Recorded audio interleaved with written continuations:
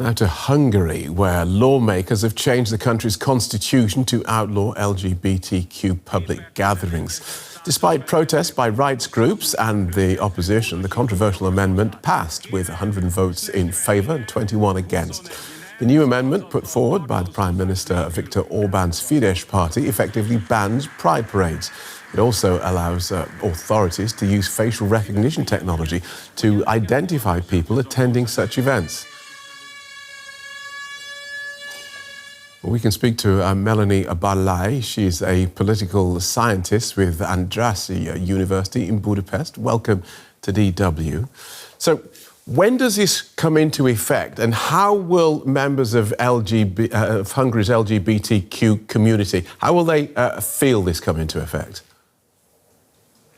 Yeah, first of all, thanks for having me. First of all, this amendment had no practical legal necessity, so it's a symbolic issue, but not harmless. So it sends a message to Hungary's LGBTQ plus and intersex communities that you do not belong. So, and it also, the second important fact is that it also ignores the biological reality of intersex people. But as we know from other examples, in this climate, I mean, it's illiberal climate, fake news, conspiracy theories, anti-intellectualism, and also anti-science are booming. So, and this amendment also dehumanizes entire groups and legitimizes discrimination as well, and can also encourage hate speech and violence against the member of this group.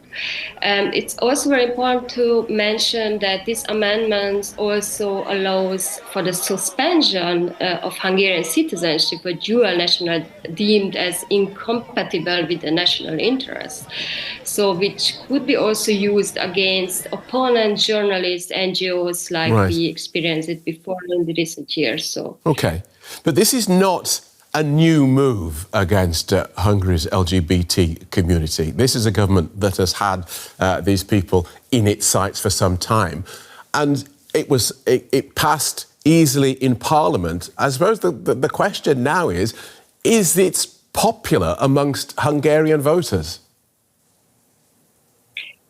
Not among the whole Hungarian society, but what we know from polling is that the opposition to LGBTQ plus communities and intersex people is very high, especially among Fídesz voters. Around 80% of Fídesz voters oppose, for example, same-sex marriage, and the same around 80%, 82% oppose same-sex couples, for example, adopting children as well. So, and that's the key fact to understand the political strategy behind this amendment. And this political strategy is, first of all, is not about solving legal problems. It's a kind of mobilization strategy, mobilization of the core voters of Fídesz and consolidate their support and legitimize their power.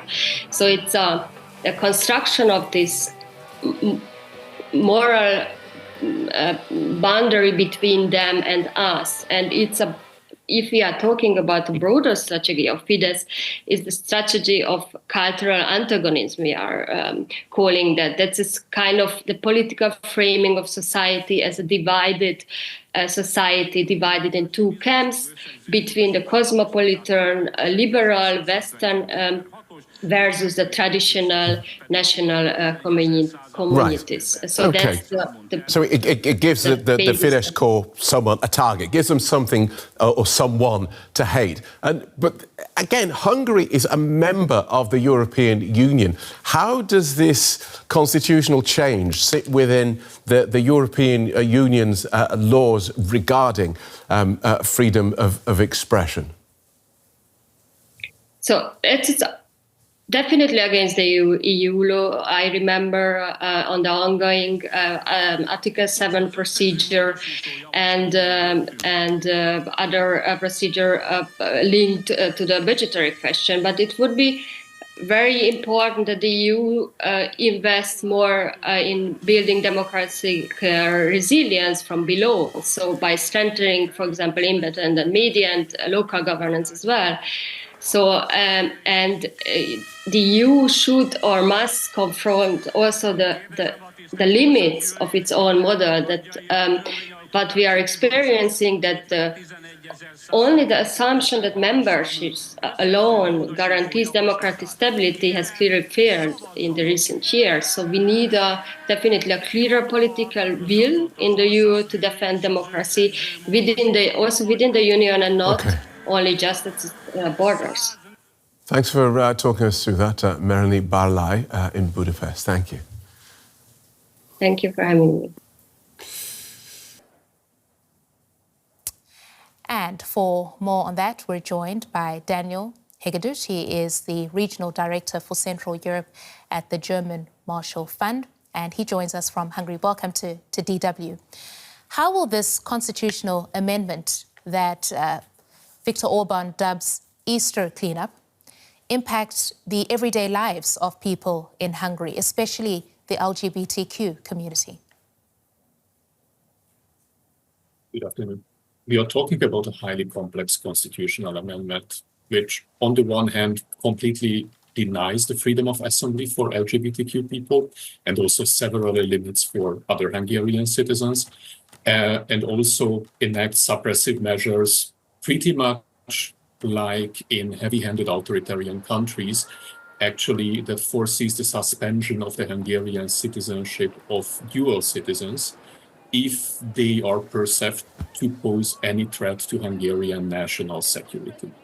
However, beyond that surface level, what we see here is actually a strategic measure to intimidate and suppress civic and political opposition ahead of Hungary's 2026 elections, and therefore to provide extra tools for the incumbent party to regain political control in a situation when it's facing actually the biggest challenge to its power status after being 14 years in government position. Yeah, and just on that point, how much support does this amendment have amongst Hungarians? Yes, the Hungarian incumbent party Fídesz is exploiting the LGBTQ community and other minorities scapegoats actually since 2017. Nonetheless, it's very difficult to judge how popular this particular measure is. What we know that the opposition party Respect and Freedom, the Hungarian abbreviation is TISA, led by Péter Magyar, is polling 8 percentage points ahead of the incumbent party in every single reliable poll, meaning that it's more or less a distraction measure where actually the Hungarian government tries to set up a trap for the opposition party Respect and Freedom to put it in a situation where it has only bad options, and irrespectively whether it responds to this challenge or not, ultimately it might facing a situation that it's alienating or can alienate different electoral groups. If it responds, then we'll move away from its main narrative, which is focusing on demanding a government change, mainly due to the high corruption caused and damage caused by the Hungarian governing party.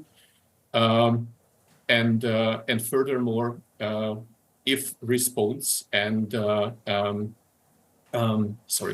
if Daniel, in fact, I actually want to interrupt you there, Daniel.